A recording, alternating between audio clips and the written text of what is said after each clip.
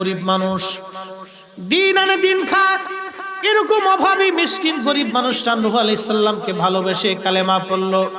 সমাজের প্রতাপশালী ধনী ব্যক্তি যারা আছে তারা আর কালেমা পড়ল না। তারা নূহ নবীকে ভর্ৎসনা করতে লাগলো, ও নূহ, তুমি এগুলি কোথা থেকে আনছো, এগুলি আমরা মানি না। কিন্তু দিন মজুর অভাবী মিসকিন যারা, তারা কালেমা পড়ল। সমগ্র নবীরাই কালেমার দাওয়াত দিলে আগে গরিব মানুষ কবুল করেছে।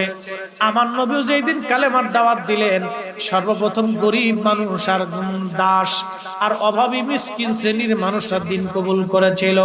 একজন বেলাল, একজন খাব্বাব, একজন মুয়াসাল কারনি, একজন সুমাইয়া, একজন ওই যে হযরতে রাসূল কারীমের সাহাবী দরিদ্র মিসকিন আবু যর গিফারি, এরকম গরিব মানুষ যারা ছিল তারা দিন কবুল করলো। ধনীরা আগে কবুল করে নাই, ধনীরা নবীকে আগে মানতে পারে নাই।